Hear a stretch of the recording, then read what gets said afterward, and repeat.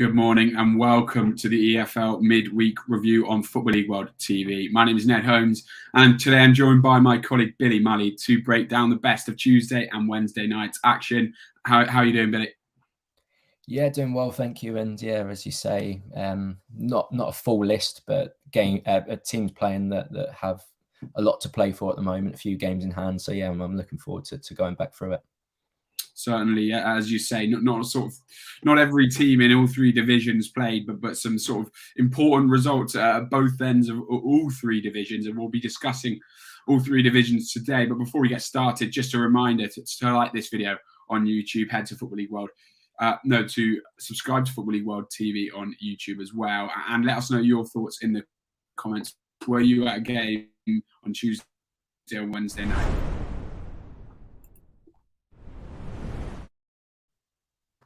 We'll start, Billy, then up at Oakwell. What looks like a massive result, really, in the relegation battle down there. Uche Piazzu comes off the bench to score on debut for Cardiff, and a huge result for the Bluebirds and a monumental blow, really, for Barnsley. Yeah, summed it up perfectly there. Rick Piazzu coming, I think any club that was to secure his signing, he would have bolstered. I think it's quite harsh that he has departed, but I think that's the nature of a new manager coming in and sort of changing the philosophy and the playing style slightly. So it's good that he's got a move where he can, prove himself. And I'm glad that it's a championship move because he is a championship level player. And I think he proved that by, the goal he scored was completely bullying the Barnsley defence. He pretty much had them on strings, and a good finish to finish off the whole move. It's good to see him at a club, and I think Cardiff's going to be a perfect suitor for him in terms of the physicality he brings to the front line. He's very good at linking up with his forward players as well. We saw that at Wycombe. We've seen that in glimpses at Middlesbrough as well. So I think he's an incredible signing for Cardiff, and one I'm really excited to see progress for Barnsley. More of the same, really. Wasn't a bad performance from the Tykes, but I think it's the fact that they just can't pick up points at the moment. It's just one of those things that don't necessarily have to play too badly. They did have a fair few chances as well, but I think the underlying message of all this is that it's 3 points in 9 games under Poyraz Baggy. The performances can be as okay as we've come to expect, but it's the fact that they're not getting the points which is completely damaging for them at the moment. And sort of looking more into the statistics, they're yet to win away all season. That their results against those teams in the relegation picture is not very good at all, and it doesn't look good at the moment. But things change in football. A large chunk of the season left to play, and I think it's the confidence factor. Should they start scoring goals, I think that could be the thing that changes everything for them. Dominguez Queen are coming in. If he can, instill that confidence, I think we could be looking at, Barnsley taking it all the way. Absolutely. You made a good point there. I think, easy to overlook that this was both teams were really in this game, and I think, if Barnsley put away one or two of their chances, we're having a very different conversation. We're talking, is this the sort of launch point for Barnsley, and how worried should we be again about Cardiff? So I think it's important to sort of stay a little measured. It was certainly a performance in the image of manager Steve Morrison. They were scrapping, they were getting their hands dirty, and there was a scuffle obviously at full time between Steve Morrison and Tykes assistant coach Joe Lauman. There seems to be contrasting stories from each camp about who started it and who said what, but really I think Lauman's response, Billy, highlights just how big a defeat and how frustrating a one this is for the Tykes, doesn't it? Yeah, I think the scenes after full time just shows what the game means to both managers. It's already a relegation battle. Barnsley, haven't put in the worst performance in the world and have ended up with no points against a team that are trying to battle away and sort of make strides up the table. So yeah, I think the fact that they've lost without playing too badly is, I think that's always going to be quite damaging. And yeah, to see a manager, I know he wasn't right in the face of Laumann celebrating, but yeah, it's never good to see a relegation counterpart doing well, and I think that's probably what's led to that little scuffle at the end. Absolutely. Well, we're moving on to another of the relegation threatened teams then. Derby beaten 2-0 by Huddersfield, a goal for Dwayne Holmes and one for Jordan Rhodes as well, when the Derby resistance was finally broken after 75 minutes. Billy, obviously he's been off-field setback after off-field setback for Wayne Rooney's team, and an on-field setback after 3 minutes as Richard Stearman saw red. What did you make of the decision? It's a difficult one. Tried to watch a fair few angles, and I think different angles have given me different opinions to the matter. I think overall, I would say it was probably just about a red card, but it's a very difficult one, and it's the opinion of the ref at the end of the day. It's one that there's differing opinions for.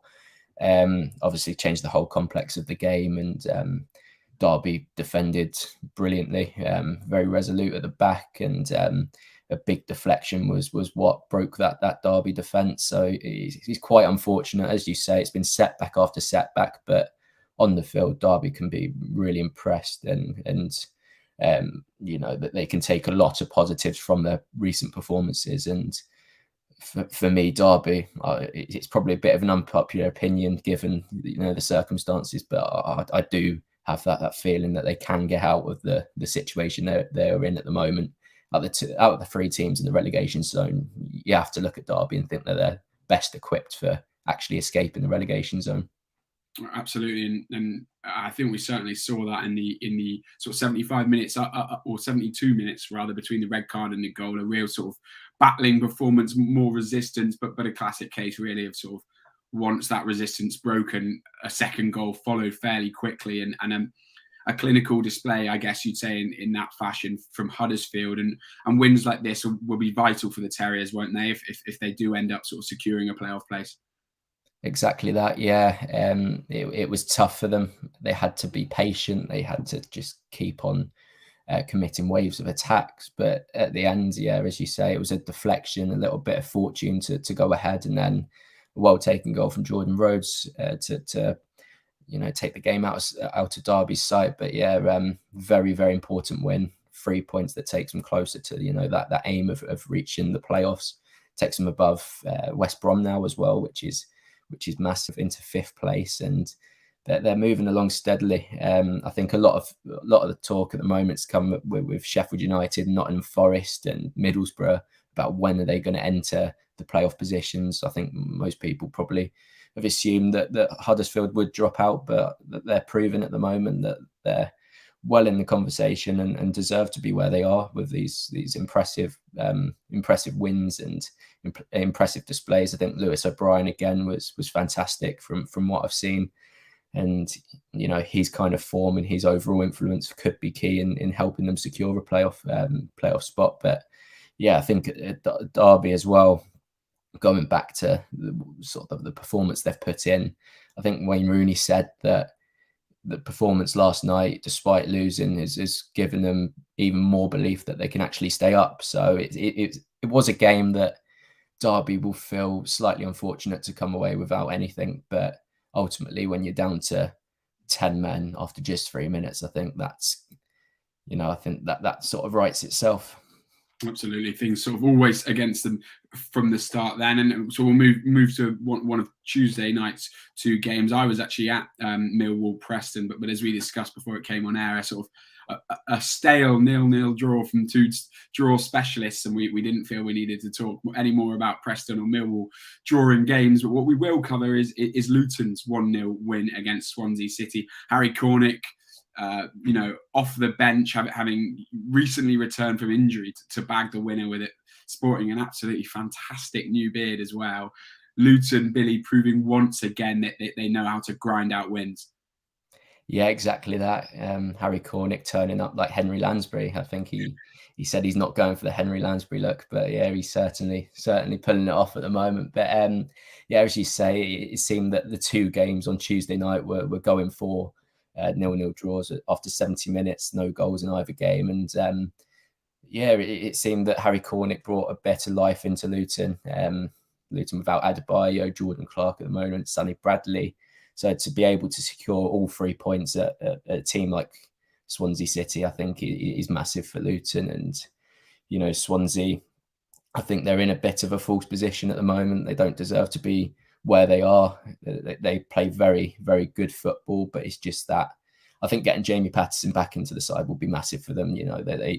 They created a couple of chances, but nothing too clear cut. And I think when you have 72% possession, you just need to have that creative link, a player to unlock defences, and getting Patterson back into the side, I think, will be crucial for them. But for Luton now, 3 points from the playoff positions, which at this stage, I don't think I would have been confident of saying. It's been a really good season. And, I was saying to you off air that the performances haven't been, most pleasing on the eye in recent weeks, haven't played particularly well, but, resolute at the back and taking our moments going forward. And I think that's massive. And as I say, that there's teams just outside the playoffs with bigger budgets, more eye-catching players. But the way Luton are going at the moment, I think they definitely deserve to be in the conversation at least. Absolutely. And as you touched upon there, really, the naysayers of the Russell Martin sort of style of play will maybe highlight this game as a particularly negative. So much possession and just lacking that killer blow, that clinical edge. But that's the third of the 3 championship games that we're going to talk about today. We'll move on to League One next. We'll start then with Wigan's 1-1 draw against Oxford at a Callum Lang equaliser after Matty Taylor opened the scoring. Billy, I mean, obviously, it's been a fantastic season for Liam Richardson's side so far, and with games in hand, they look in a fairly strong position. But given the run that they're heading into now, with games against Wednesday, Rotherham, Wycombe, Sunderland, Charlton, sort of all to come in quick succession, 2 draws on the bounce now. Is there any signs of concern there for you? I think a little bit going into a run of form, and you come on the back of an impressive run, then you go in with 2 draws to a very, very tough set of fixtures. Yeah, I guess there will be some concerns, but I think for me, Wigan are the most consistent team in the division. When they don't win, it tends to be against good sides, and they tend to put in decent enough performances. They don't have the massive blips like we've seen with Sunderland this year, losing 6-0 and another similar scoreline as well early in the season. So in that respect, I think when they've been dealt slight setbacks, they do tend to respond quite well. So I'm not too concerned for them at the moment. They do have these games in hand, which will be massive. These games in hand don't come against teams near the bottom of the league. They come against, promotion rivals, which will be a massive test for them. But they recruited well in January. I think Graham Shinney was the best signing of January, in my opinion. He just what a player to bring into League One level. And they've got the likes of Glenn Ray as well, who will strengthen their midfield options. So yeah, it's not too much of a concern. Ultimately, if it does lead into a further couple of winless games, then yeah, I think concern might start to kick in, especially with Rotherham looking as good as they are. Sunderland could have that new manager buzz that we've come to see this year. I think it's difficult to determine whether this is something to be concerned about. But as things stand, I don't think they'll be too disheartened with recent results. Absolutely. Certainly, it's going to be a really telling period for Wigan. And if they can come out, if they can keep that unbeaten record that they've sort of kept up over the last few weeks, they can carry that through this period, then that could be absolutely massive. And they'd surely be within sort of touching distance of automatic promotion. Oxford United, obviously it wasn't quite the 7-2 win that they picked up against the Gills recently, but a great result really for Carl Robinson's side, given all those sort of positives you said about Wigan and what they can offer. Yeah, and I think that's another reason for Wigan fans not to be too concerned, because it's come up against a very, very good side in Oxford. Really, really bright, scintillating football at times at Oxford this season. I think I'll go on to the goal in a minute, but it was more of the same for that. So yeah, they've responded quite well to a little bit of a blip at the start of the year, but as you say, 7-2 against Gillingham and a point against the Wigan side who have been very dominant at home this season is something that they'll be quite proud of and something that will give them confidence in what remains. And the goal scored, it was one of the best moves I think you'll see. Cameron Brannigan and Mark Sykes linking up very, very well before setting up Matt Taylor to finish the move. It was just one of those things that you can compare to 1970s Brazil. It was that good in my opinion. But yeah, I'm excited to see what can come off Oxford season. Obviously playing some really good football, decent bit of business. The fact that they've kept hold of the likes of Brannigan and Sykes could be massive in what remains. And I think they look in better shape than they have in the past 2 seasons where they have secured a playoff position. So yeah, it'll be interesting to see if they can maintain this form. And, I think even the automatics is not out of the question at this stage. Yeah, and moving on then to one of the other teams sort of tussling for those automatic promotion places, that's Rotherham, a convincing 5-0 win for them. Goals from Miller, Wiles, Ogbene, Balaza and Lindsay. A reminder, Billy, after, I guess, that there's been question marks over Rotherham. Perhaps in January there were some shaky displays, but this was a reminder of just how good the Millers are, wasn't it?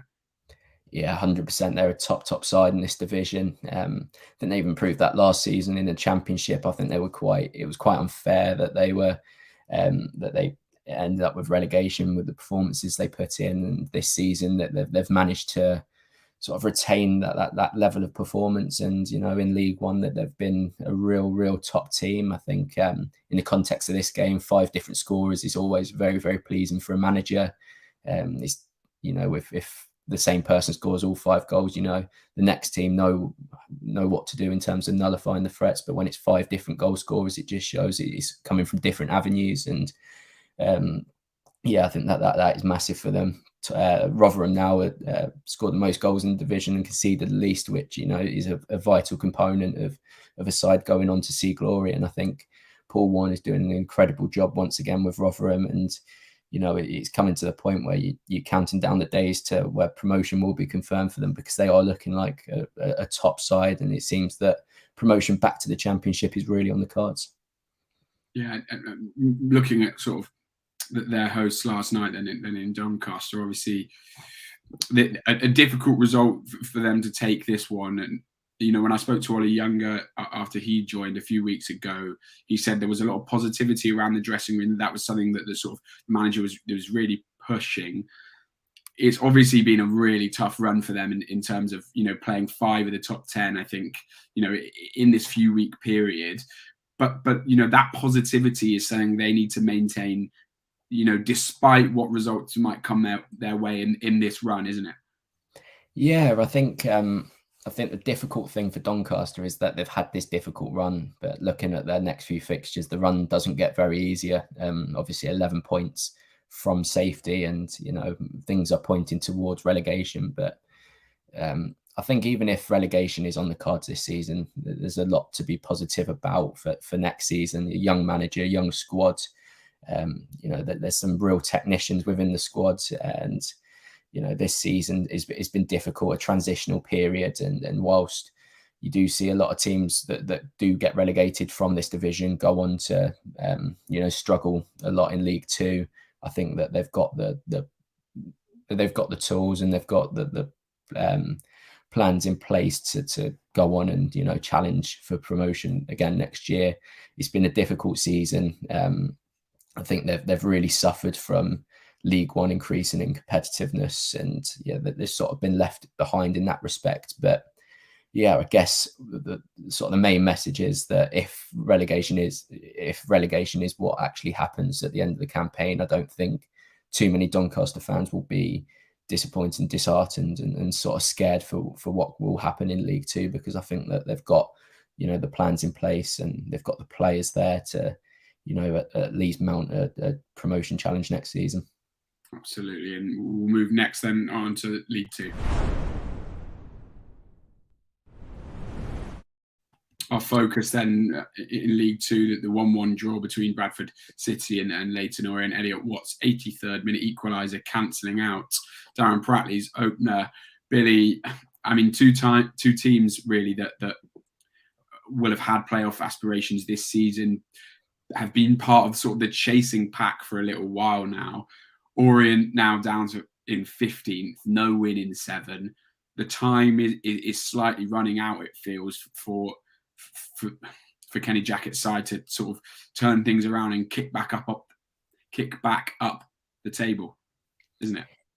Yeah, I think from the EFL London shows that we've done near the start of the season, I've been banging on about Leyton Orient and how they've got the squad to go on and do some serious damage. And, you know, it's so strange to see that they haven't kicked on 10 points now. I think they are from the relegation zone, which I just wouldn't have thought at the start of the campaign. Bradford are in a sort of similar position where, you know, most would have predicted with the squad they possess and, you know, with Derek Adams in charge, that they would at least be challenging for the playoffs. It's just inconsistency, I think, has plagued them both this season. Obviously, Orient has scored a lot of goals this season, been a real threat in front of goal, but just haven't been getting the results. And I think they've won one in the last 8, and that one win was a 4-1 victory against Swindon. It's just this lack of consistency, you know, that they've had some very, very impressive victories against some very good sides this season, but at the same time that they've lost very, very disappointingly, and that notion has sort of been increasingly prevalent the last sort of few games. And, you know, you're starting to run out of time where we can actually say that Leyton Orient are playoff contenders, because it's a long 10 points for them. So both teams sort of suffering from the same inconsistency factor, and I think that's going to be, you know, the biggest indication of where to improve next season to you know, mount a promotion push, because that with the squads at Kenny Jackett's disposal, that has to be the aim. Absolutely, as you say, that 10-point gap looking a worry, even though, you know, that they've got those 2 games in hand over a lot of teams above them. In the current form, you know, you can't really be saying that that's 6 points that they're going to earn, really. You touched on it there, but just a bit of focus on Bradford. Another team, inconsistency, that seems to be the word we come back to with them, and perhaps inconsistency is set to derail their season. Yeah, you know, they're still within sort of touching distance. There is a fairly large chasing pack at the moment. Still a lot of turns, I imagine, for what remains of this season. I don't think the top 7 is solidified quite yet. I don't think that. I think that a lot can change, but it's whether Bradford will be on hand to, you know, pounce at the sort of mistakes of the current top 7. Again, they've had some impressive victories this season, but they've lost very disappointingly as well. Thought they did some good business in January, but one player, Dion Pereira, we haven't seen him at all yet, which is quite strange, because he came with such a reputation and, you know, real excitement. And yeah, I don't know if it's injury holding him back, but it's quite surprising not to see him if injury is not the reason that he hasn't been in the squad in recent weeks. But again, I think a lot can change this season. Confidence is a massive factor in this division. Derek Adams, obviously, he's got experience of taking a team up in this division, and very recent in that matter. So I think all in all, both teams, you know, have this outside chance of getting playoffs this season, and it'll be interesting to see if any of them can sort of turn over form and start adding this consistency factor to their game. Absolutely, certainly. As you say, there do seem to be opportunities there for the chasing pack to sort of reel in the others, but it's whether Bradford or Leyton Orient can do that. Well, that is everything we have time for on the EFL midweek review today, but there are 2 shows still on Football League World TV on this Thursday at 2 p.m.